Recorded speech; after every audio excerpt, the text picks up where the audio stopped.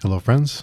Today, we'll be talking about The Only Good Indians by Stephen Graham Jones.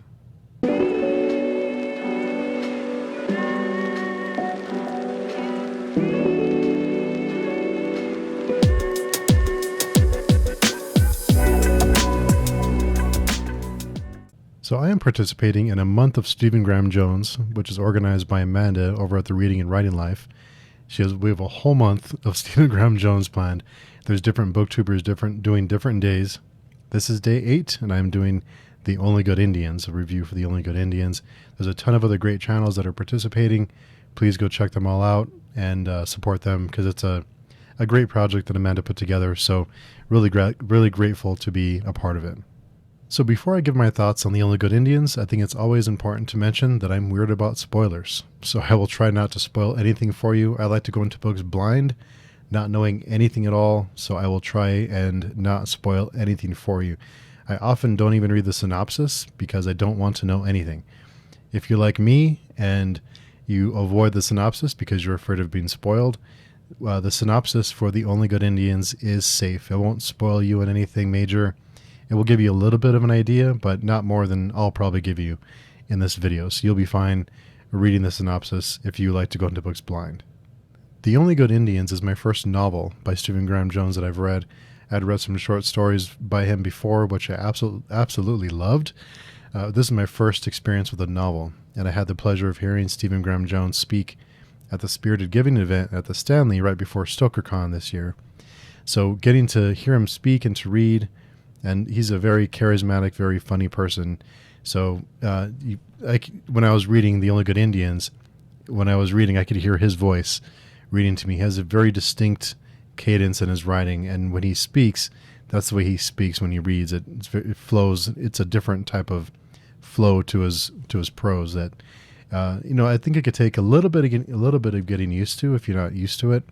But it does have kind of it's almost like someone's telling you a story than it is reading a story. It's like you're sitting next to someone, you're hanging out, having a good time, and somebody's telling you a story. It almost has like a casual feel to it, and it just feels like someone's talking to you instead of writing a story for you, if that makes sense.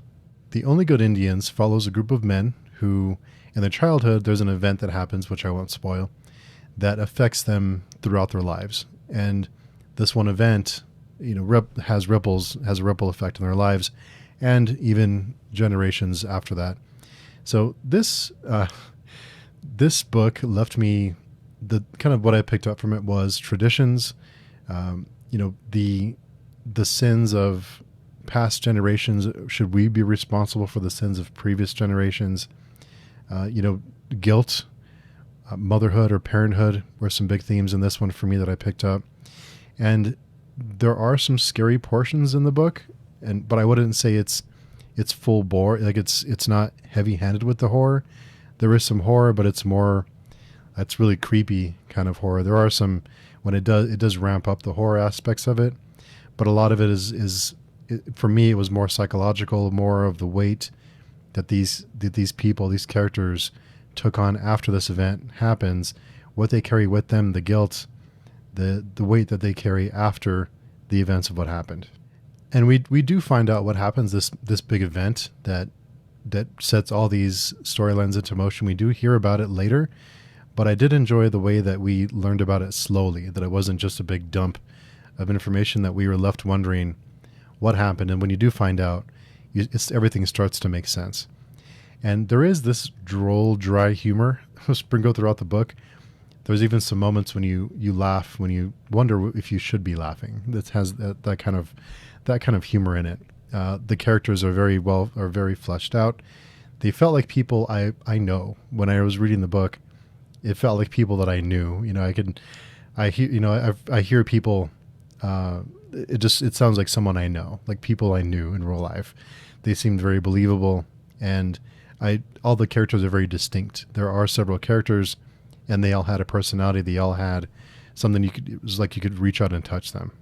There are some pretty shocking moments in it, some things that take you by surprise, and you start to wonder what choices you would make if you were in this position that these characters are in, if what had happened in the past had happened to you, and you were carrying this weight and this guilt, and also traditions. If you have these strong traditions in your community or your family, and you break tradition, how does that affect you? How does that change things for you in your life? Even if you're not invested in it, how does that change your perception of everything that happens after that? I think it's an interesting exploration. There's one thing that I wanted to mention that I thought was really neat. In the back of the book, there's a section of discussion topics, and there's a few questions in there that kind of pose, kind of to get your brain moving. Because when I was finished with the book, I had some questions, and I wasn't quite sure. Certain parts of the story left me I was still wondering about them, if I missed something. But when I read the questions in the back, the choices that were made, and how it affected the experience of the book, those questions actually had me reflect on what I was reading and had me fill in the gaps on my own without having to go, talk to someone else or have a discussion about it. So I thought that was really neat that there's some discussion topics, kind of like, how would you feel if you're in this position? How did this event change your outlook? How did this event change the outlook for the character? How did this choice of point of view change your experience reading? How effective was it? What did that, all those kind of questions that I thought that was really neat.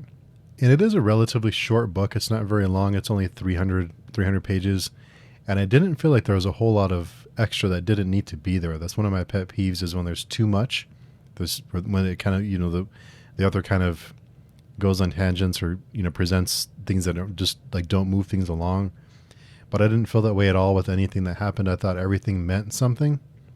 And at first I wondered, there was a few portions of the book that I was wondering, well, why is this here? What does this matter? But when it was over and I had time to reflect, which the questions in the back of the book actually helped me, when I thought about it, it's like, okay, that's what that was about, or that's what this meant. This is what that represented.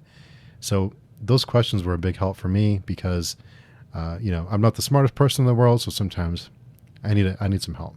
I finished the book yesterday, and the conclusion for the book has really kept me thinking. And those are the kind of stories that I love, are the ones that keep you thinking long after you're done with it. And I could probably give this one a reread and pick up some new things. There's so much that happens in the book, and there's more than it seems like at first. I think there's things that are in the book that you may just kind of pass over at first, but later, upon reflection or a second read, you pick up on what those things actually may mean, that there's more weight to some of these events. So overall, I enjoyed this one quite a bit, and I am anxious to get into the rest of Stephen Graham Jones's work, and I will be reading My Heart is a Chainsaw for this month's event later this month. So I'm looking forward to that. Thanks again to Amanda for allowing me to be be a contributor for this month. It's been a lot of fun, so I'm looking forward to it. Give me an excuse to read more Stephen Graham Jones. That's always a good thing. So have you read The Only Good Indians? If you have, let me know down below what you thought of it. As usual, I hope this review was helpful. I will talk to you soon.